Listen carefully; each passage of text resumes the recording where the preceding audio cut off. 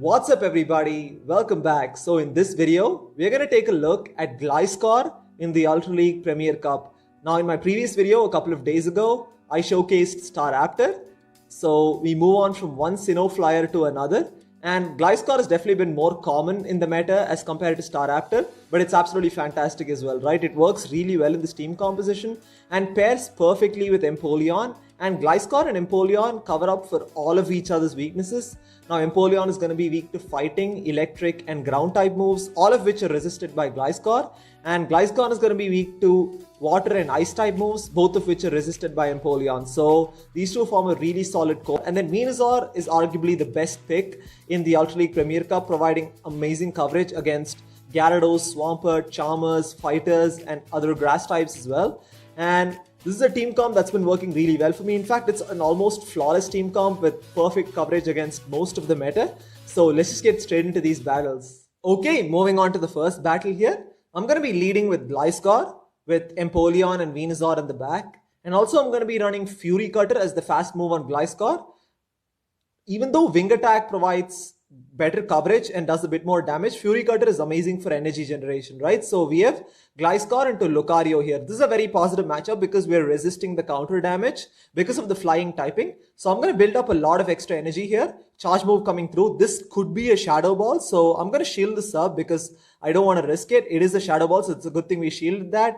And I'm going to build up a lot of extra energy and then bait with Night Slash here. Now Lucario is extremely glassy and they're probably going to shield this up.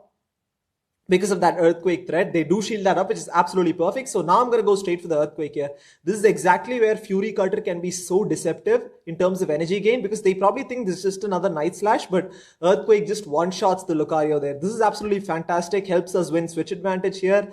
And Swampert comes in, it's fine. I'm just going to stay in and then do as much damage as possible with Gliscor, because we still have a Venusaur in the back, which can completely destroy the Swampert. So I'm going to let this go through. Of course, Hydro Cannon would do super effective damage because of the ground typing and finishes off Gliscor there. Absolutely fine. I can come in with Venusaur here and let's see what they decide to do. They actually make a switch into their own Venusaur. So I'm going to have to stay in this matchup, right? Because I can't bring in my Empoleon into this Venusaur. But we have energy advantage, which is absolutely going to be crucial. So Sludge Bomb does heavy neutral damage there. And I'm going to try and catch the Sludge Bomb with my Empoleon, but doesn't work out. So I'm going to let this go through. We can definitely survive one of these.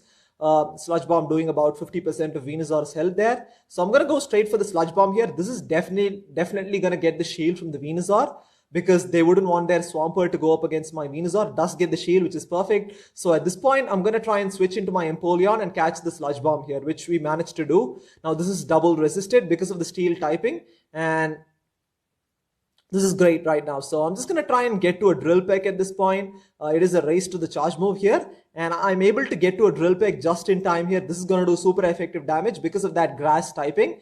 And finish off the Venusaur here. And it's pretty straightforward at this point. It doesn't really matter what the Swampert throws at my Empoleon. I'm cool with that because I'm just going to save the shield for the Venusaur. And then, take it from there. So it's just a Hydro Cannon bait, which is absolutely fine at this point. Yeah, they decide to leave the match because it was pretty much GG's there, because we still had about 50% health on Venusaur and also shield advantage. So there was no way they were going to come back from that. As you can see, Gliscor really set up towards, helped in winning the lead there, which kind of set it up towards endgame. Making sure that I could line up my Venusaur against their Swampert. So anyways, moving into the second battle here, we have Gliscor into a Kanto Muck. Again, a pretty positive matchup because we're resisting the poison jabs because of the ground typing. And same strategy, right? I'm going to build up past an Earthquake and then bait with Night Slash here. I'm not going to shield the first one. Nothing Muck has is going to do too much damage.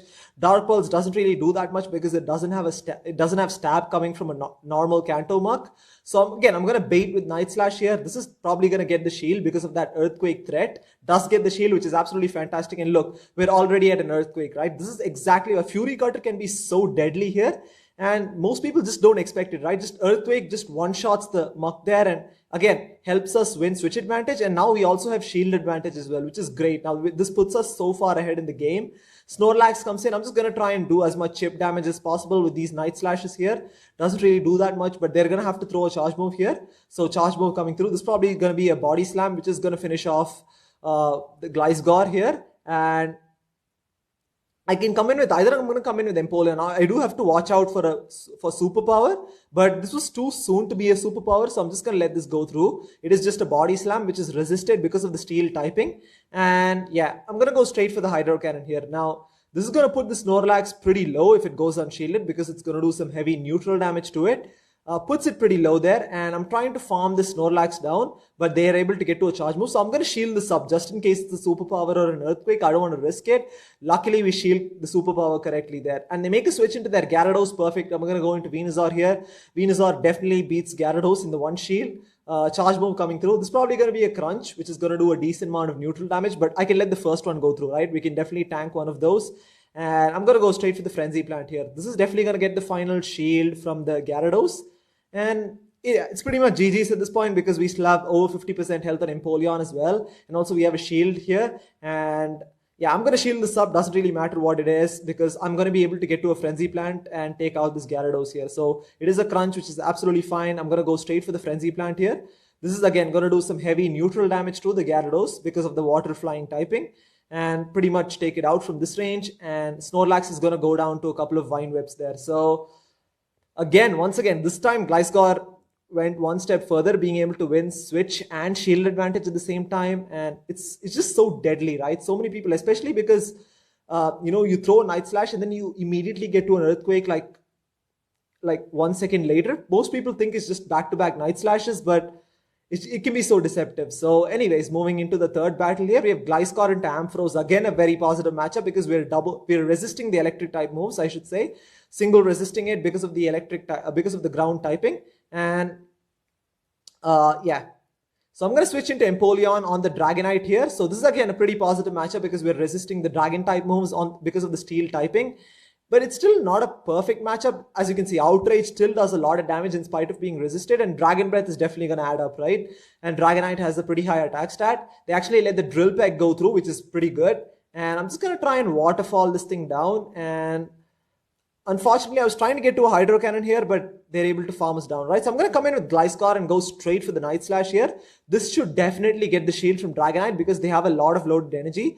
Does get the shield, which is perfect. And I'm going to shield this up, right? Because I don't want to get hit by an Outrage here. That would do massive damage. But it's just a Dragon Claw, which is absolutely fine. I'm going to go straight for the Night Slash here because I know they have a lot of extra energy, right? They probably have another Dragon Claw here. So I'm going to try and pressure their final shield. They do give up the shield, which is absolutely fine. So I'm just going to mirror shields here. I'm going to give up the final shield as well. And then completely farm this Dragonite down with Fury Cutter. Now, Fury Cutter is doing very minimal damage, which is pretty good because I'm going to be able to gain a lot of energy, right? So we are almost at an Earthquake right now. And they're not going to come in with Ampharos for sure. They actually come in with Venusaur, so going to go straight for the Earthquake here. This is going to do about 60% of Venusaur's health they have no more shields, so that's about little over 60% of Venusaur's health. So I'm going to immediately switch into my Venusaur here. Now, we are slightly behind on energy, so Sludge Bomb coming through. It is going to connect, and they actually make a switch into their Ampharos. This is absolutely fine. I'm going to go straight for the Frenzy Plant here. Now, Frenzy Plant is going to put this Ampharos incredibly low, doing about 60% of its health again. So, Charge Move coming through. It is probably just going to be a Thunder Punch here, which is absolutely fine. I'm actually hoping they dump all their energy on Venusaur so that I can come in with Gliscor and farm down, right? So, yeah, another Charge Move coming through. It is just going to be a Thunder Punch here, which is definitely going to finish off the Venusaur. This is perfect. Now, I can come in with... Actually, it does finish us off now. So, I'm going to come in with Gliscor and completely farm this thing down. And now we have enough energy to throw a Night Slash at the Venusaur, right? So I'm going to go straight for the Night Slash here. This is definitely going to take out the Venusaur from this range and take the win there. So almost takes it out, but another Fury Cutter should seal the deal there. So again, that was pretty close. But again, Gliscor has a pretty positive matchup against electric types as well, right? Because in spite of being a flying type, it is also a ground type Pokemon as well, which means that it single resists all the electric type moves, which is another really useful resistance to have. And like I said, provides coverage for Empoleon's weakness to electric types as well. So, moving into the fourth battle here, we have Gliscor into Charizard. Okay, this is okay. I'm not sure about this matchup. I haven't done the sims in this, but I don't want to switch out obviously because I have only one counter to Charizard in this team. So, again, gonna go straight for the Night Slash here.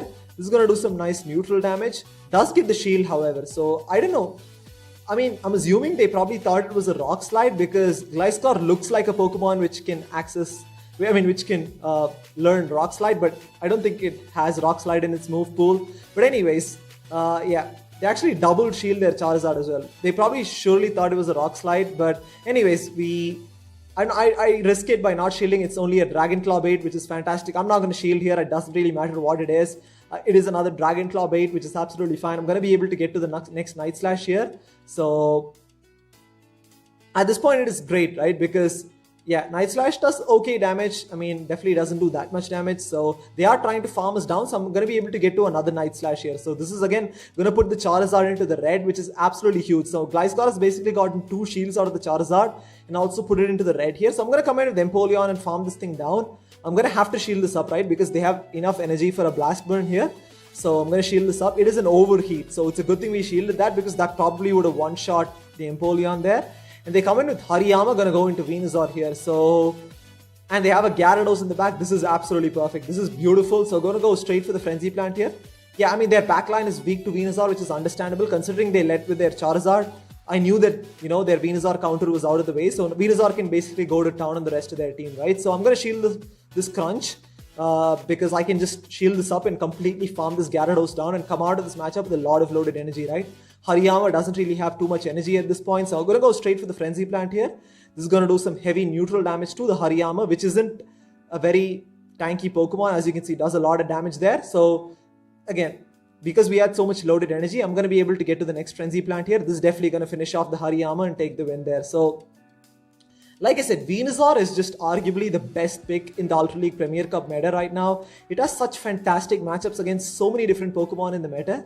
And the best part about it is even in bad matchups, even against its counters, it can put up a fight, right? Depending on the energy and shielding situations, it can even beat Charizard because it only takes 2 Sludge Bombs to beat a Charizard, and it's just so good really in the Ultra League Premier Cup meta. It just fits well in almost any team composition, and it's just so reliable and consistent as well. So anyways, we are 4-0 in the set right now. Let's move into the final battle here. We have Gliscor into Gengar. Again, a pretty positive matchup because Night Slash would hit for super effective because of the Ghost typing. But of course, Fury Cutter is double resisted because of the Ghost Poison typing. And Night Slash should definitely get the shield from the Gengar, obviously. So they are building up for quite a bit of energy. I'm going to shield this up, right? Because they have energy for a Shadow Ball. I don't really want to risk it. Luckily, we shield the Shadow Ball there. So this is one of those sets where I was able to shield the big charge moves correctly. So doesn't always happen, but when it happens, it feels good. So again, we get the second shield there, which is absolutely perfect. And yeah, this was too soon to be a Shadow Ball. This is probably just going to be a Shadow Punch. So I'm going to let this go through. It is only a Shadow Punch, which is absolutely fine. Going to be able to get to the next Night Slash here. This, even though this doesn't have stab, it still does a lot of damage to Gengar because it's just so glassy. Does about 50% of Gengar's health there. And they actually make a switch into their Machamp. Going to go immediately into Venusaur here. This is again a very positive matchup. Also, the Shadow Machamp doesn't have any more shields, which is great. I'm going to let this go through. Nothing is really going to KO at this point. Rock Slide does a lot of damage, but I'm going to be able to get to this Frenzy Plant here. This is easily going to one-shot the Shadow Machamp, which is extremely glassy there. So one-shots it. Let's see what they have in the back. They come in with Drift Blimp. So this is not a great matchup for Venusaur, but I'm going to go straight for the Frenzy Plant here. Even though Frenzy Plant is resisted, it's Frenzy Plant, right? It still does a lot of damage. Of course, Sludge Bomb would also be resisted because of that Ghost typing.